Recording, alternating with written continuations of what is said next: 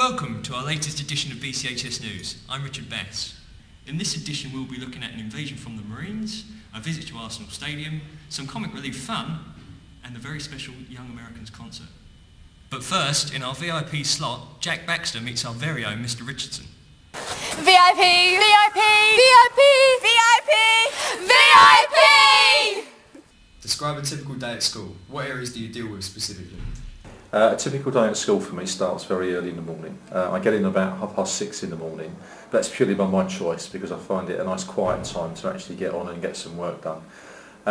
From my point, in the school, responsibility-wise, is curriculum. So there's a lot of planning and a lot of monitoring really of things that are going on. One of the biggest things I've been working on recently was obviously the changes to the house system. Coming up for next year though, there's quite a few changes to do with national curriculum, so we're looking at some of the changes for Year 7, and they're going to be doing some nice cross-curricular projects where Year 7 are going to have some days off where they're actually going to be doing things like orienteering over Thorndon Park. There's a Dragon's Den project Year 7 are going to work on. There's lots of things like that that I'm sort of organising and getting staff working on. If you had a dinner party and could invite anyone, who would your ideal guest be? So it'd have to be someone that I admired quite a lot, which would probably be a sporting star. Someone like Martin Johnson, or one of my big sort of idols sporting-wise is Lawrence Dallaglio, who I really admire and I think has done a massive amount for rugby, and certainly Wasps as a rugby team. He's done masses for them.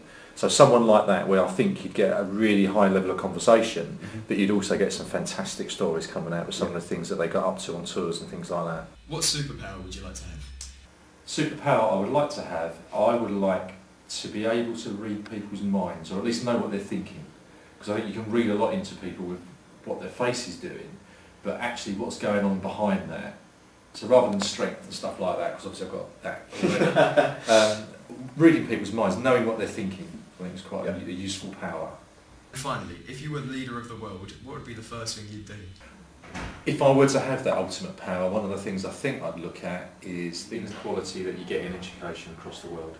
Third world countries, basically, very poor standards of education. I'd look at how we could make it a bit more balanced in the quality of education so that everyone gets a fair bite of the cherry with it. Thank you very much for your time. How did the teachers contribute to the Comic Relief Mosquito Net Fund? By stuffing their faces, that's how. But who ate all the pies?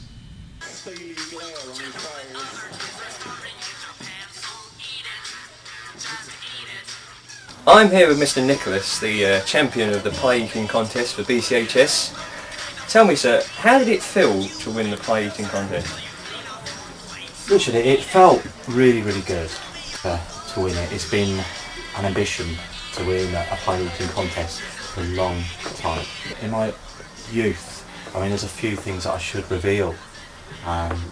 When I was 7, I ran away with the circus. And the clowns at the circus taught me pie eating tricks. In fact, there was a guy at the circus called Mr. Giganto, and he would eat massive pies. When I was about 11, I met Mr. Ginsters himself, and he taught me the tricks of.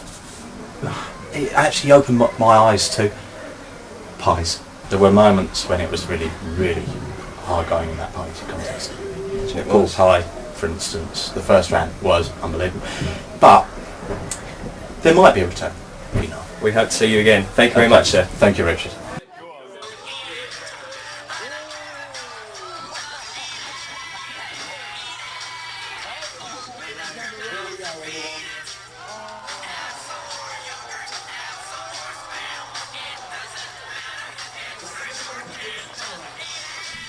How in tune are we as a school?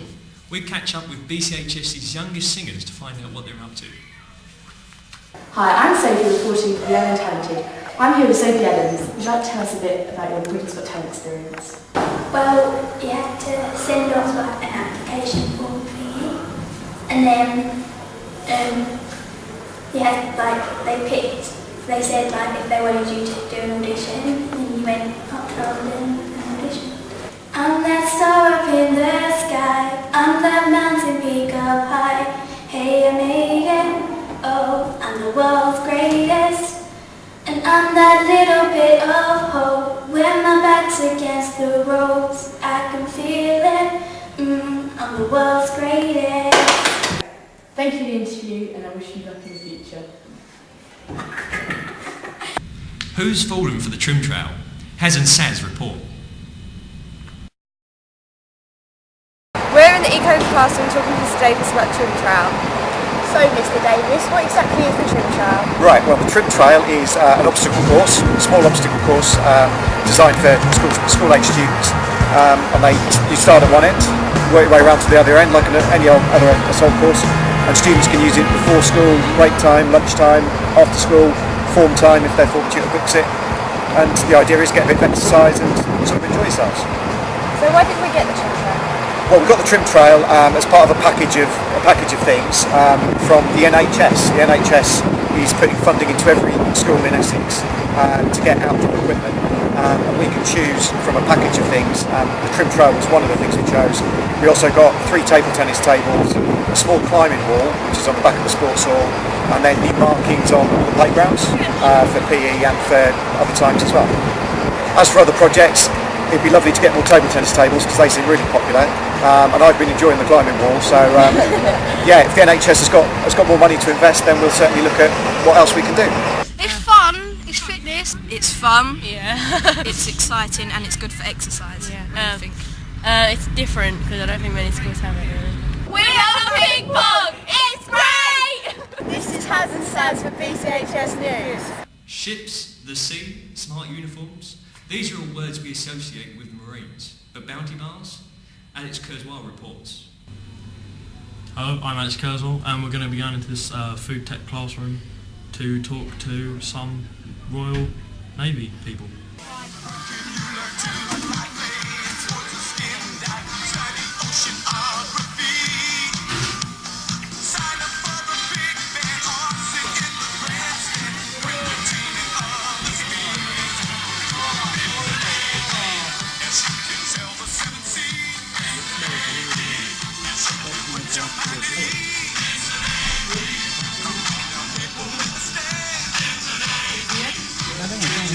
The Marines are heart of the Navy, and we're here today really to sort of bring everyone to light about the Royal Marines, also about how we use food and fitness programs we've got in the Royal Marines to help encourage people when they join the Marines that they realise that even if they don't join the Marines, that food and fitness are important in their lives, and we're going to make sure that people cook good food like we've done here today. We've cooked a nice curry here. Everything we've used is very healthy ingredients and stuff like that. And our ethos in the Marines is to make sure that we feed our guys good food and they've got enough energy to go and do fitness. Life in the armed forces is varied and really you may not know what you're going to do from one day to the next, 1 month to the next. You could be in a different part of the world. You know, once they started cooking and started to see the meal that we were preparing come together and the secret ingredients we used, like you say, you were like a bit surprised by what we were putting in it. But I think the end result, they were tasting it and were impressed with what they'd done. And I think they all came away with a sort of a nice tasting meal that they probably didn't expect to do today. Okay, well thank you for your time. No worries. Those singing and dancing young Americans never cease to amaze, and they've taught BCHS students how to do the same. Richard Bass reports. I'm Spider, I'm from Seattle, Washington. And I'm Tyler, and I'm from Cincinnati, Ohio. I'm a bit of a hip-hop dancer, so that's why I'm here teaching a lot of hip-hop dances, but we all do different stuff. And I just came to sing and dance and have fun, and so just all around. Yeah, so what we do, like I said, is we teach 3-day workshop. The first 2 days we teach some songs, some dances, and some acting, and then on the 3rd day we perform a show. And then we do the first act as a gift to the kids in the workshop, and then the second act is us with the kids.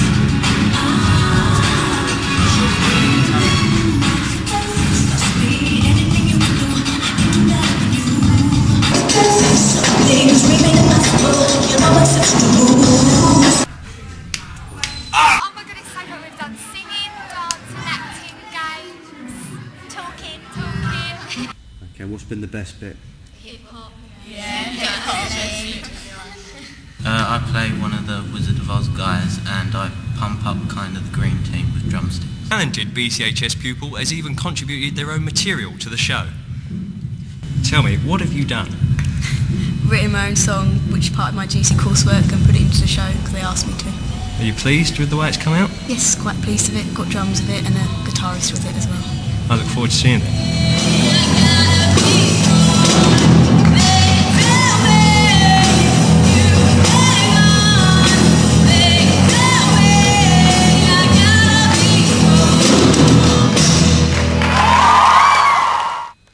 That was Richard Bass reporting. Back to Richard Bass in the studio. Hot stuff. The Wonder Review. What is the Arsenal theme song anyway? Years 8 and 9 students from BCHS all agreed they had a sporting fab day out at the Arsenal Stadium. David Steptoe reports. We went to the Emirates to play football and to do French activities, and then we had a tour around the stadium. We had to do 45 minutes of football and 45 minutes of French, and at the end we got to go on a trip to the Emirates. The dressing room, we walked down the tunnel and sat in the seats of where the Arsenal players and that sit. The best bit of the day was when we had the tour around the stadium and playing the football against the other schools.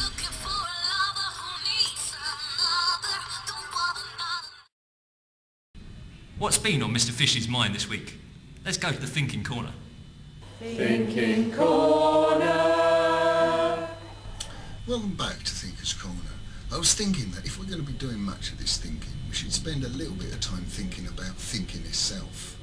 Now, as I'm thinking away, I think in words, which leads me to think, if I have to think in words, how did I come up with words in the first place? Because I wouldn't have been thinking about them.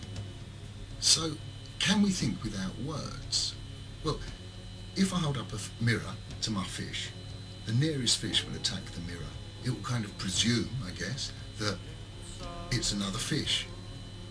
But maybe it's just a kind of chemical reaction. It might not have any thought processes.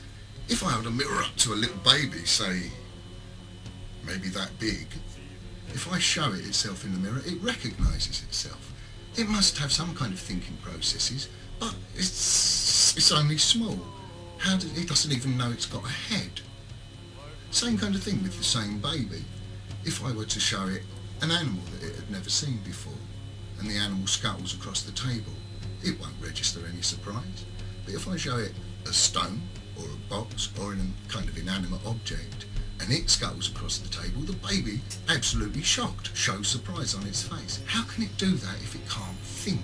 But somehow it's able to recognise or categorise living things and non-living things. Last point about thinking in words, there are still a few tribes left that don't really have words for numbers. They have kind of 1, 2, some, loads.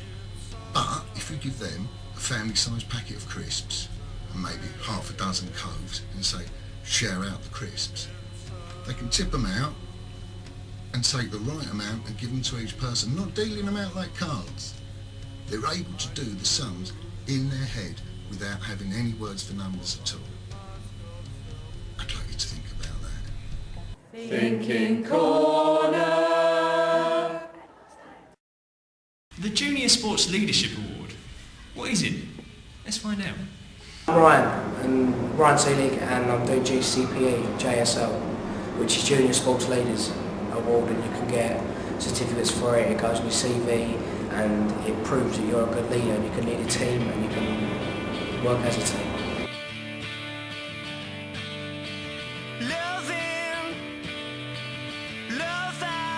Well, we try to do different activities and in groups so actually you can work as a group and they don't actually know each other, so they can work as a team.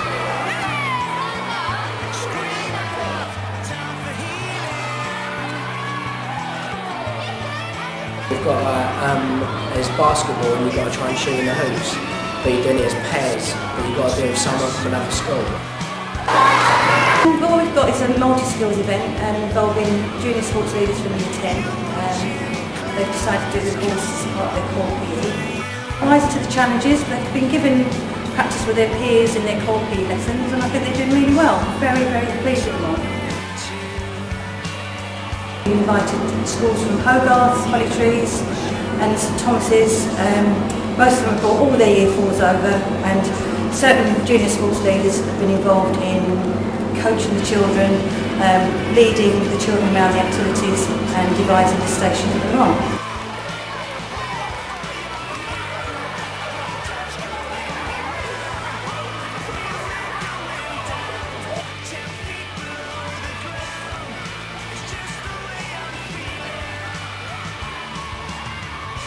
There's one where you're putting and you've got a hand-eye coordination and you've got to try and find out how much speed you've got to use on the ball and try and get it onto this little mat.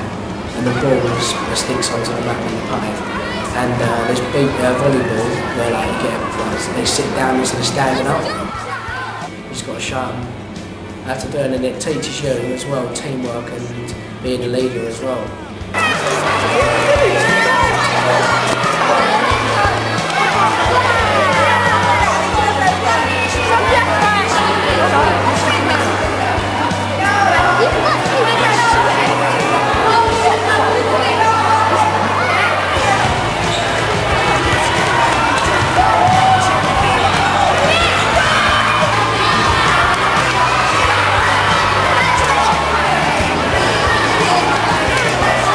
I think they're really enjoying it, really positive responses from their teachers and themselves, and I hope it will become an annual event.